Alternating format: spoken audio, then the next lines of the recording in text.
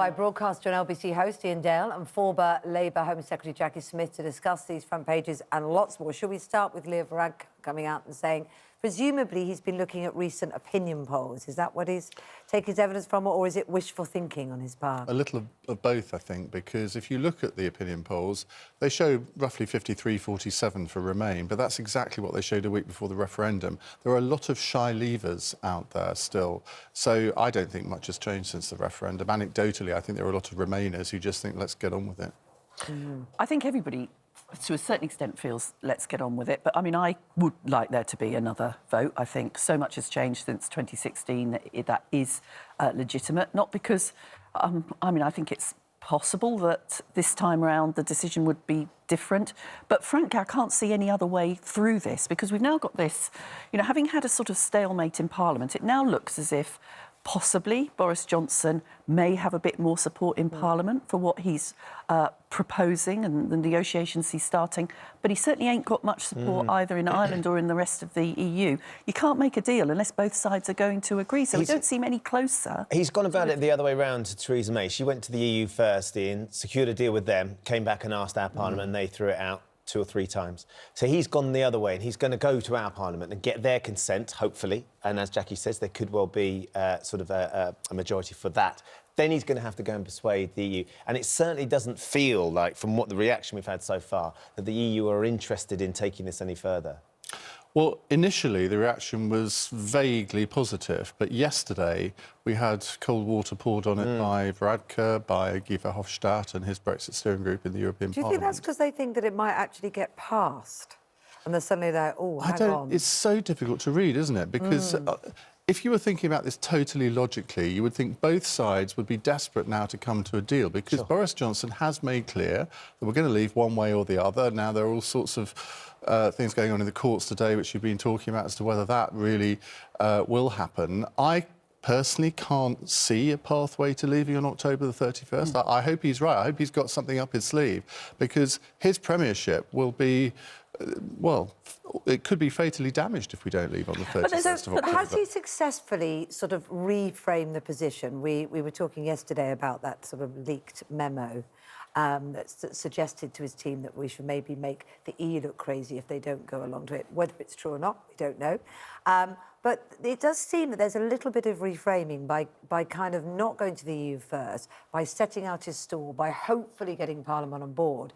He can then turn around to the EU and go, they become the bad guys, don't they? Well, come on, you're the ones that are stopping this now. And well, it would have the benefit. It would have the benefit of being true. It would be, well, yeah, except it would be better if he spent a bit more time thinking about, you know, the good of the country rather than who can I blame when things go wrong. So last week it was the good of the country. We assume, because that's what he tells us, is to get out and get out quickly. Well, last week, the whole strategy was, I'm going to fall out with Parliament and then I'm going to blame Parliament for this not happening. This week, the strategy appears to be, I'm going to cosy up to Parliament and I'm going to fall out with the EU. The basic problem here is he has gone back on an agreement that was made back in 2017 that there would be no customs arrangements on the island of Ireland. So you can't really blame Leo Varadkar for saying, actually, that's a pretty fundamental change. We know that because that very big compromise that Theresa May didn't get any kind of agreement. Well, well, it did get agreement in the EU. That's the problem. You know, you've got to bring both things together. Yeah. Well, there are 2 dogs that haven't barked here.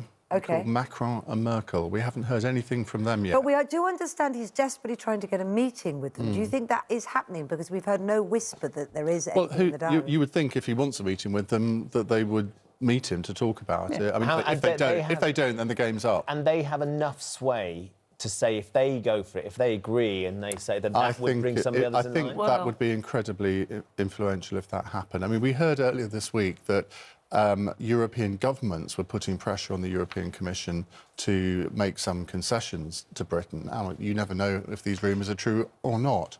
But the point here is that, I mean, I think the EU does want a deal. I think they, you know, I'm sure that those meetings will happen. They're hiding it well. But let's not forget that yesterday Donald Tusk tweeted that they were sort of disappointed with what had been put forward by the UK. But the other thing he tweeted was to Ireland, we're not going to let you down. We're the people that want to leave the EU. The Irish are the people that want to stay within the EU. I don't think other European leaders are going to dump on one of their own in order to get a deal with the UK. Because the other thing I think they believe is that we're not going to leave with no deal on the 31st of October. Not wrongly, because, of course, there is UK law that says we can't leave with no deal on the 31st of October, whatever bellicose comments Boris Johnson might be making about. There is UK law, but do you trust Boris Johnson to stick to that? No, but I do trust the courts to interpret it properly. Well, I mean, interestingly, there's court action happening today, isn't there, Iain, in Scotland? Joanna Cherry-Keesey, the Scottish National Party, is leading a challenge in Edinburgh to excise nobile officium. Commonly known as? Knob off.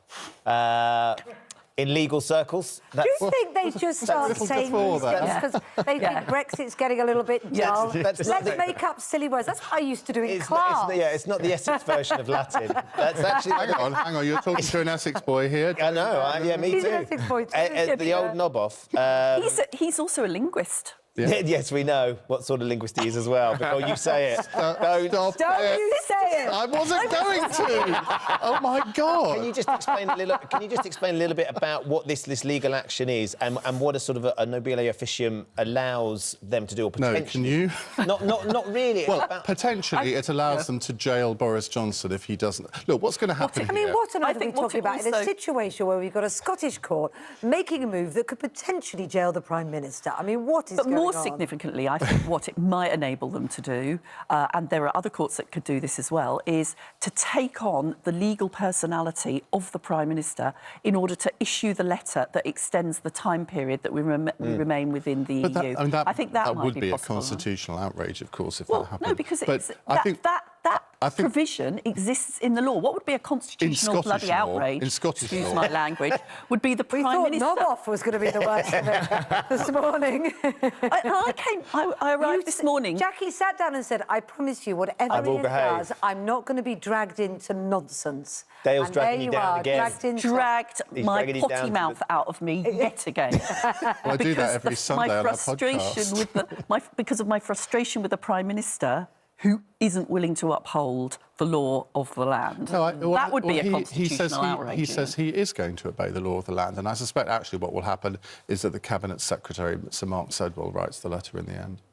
I mean, there is precedent for that sort of thing happening. Well, I mean, will this have any impact, regardless, Jacqui? This whatever this letter is, and if they get it through the Scottish courts, is it just another way of highlighting the fact that they just don't trust Boris Johnson? Well, it'll have the impact of making sure that the UK doesn't crash out of the EU on the 31st of October with all of those disastrous consequences that the government outlined in the Yellowhammer document. It will give slightly longer for a potential negotiation because, however, this has been... years. How much longer would you like? 10 years or just infinity? We may have had that long, but nobody's managed to come up with something at the moment that both the UK Parliament and the EU can agree in. Don't get frustrated with me, mate. I'm perfectly happy to stay in the EU. It's your side of the argument that hasn't managed to sort this lot out. I mean, all this plays into Boris Johnson's hands, of course, because if he is forced to send this letter through one means or another, and then he calls an election and says, well, I did my best. I tried to get us out, but, of course, these people in the establishment and the media... The narrative feels like it's certainly working for Boris Johnson at the moment. I mean, you know, from the outside, he's doing his best to get a deal. He's taking it to Parliament now. Parliament feels like that they're going to... But Parliament feels like he might finally get the majority to get it through. So suddenly it won't be... But, of course, the Cheshire cat that's grinning now is Nigel Farage, because if we don't leave on the 31st of October, and then there's an election, which there will be now, I think, he's the one that stands to benefit most from it, because there'll be a lot of Brexity voters who think, well, Boris Johnson promised us that he was going to get us out. He hasn't, so there's only one answer to this, and that's Nigel Farage and the Brexit Party.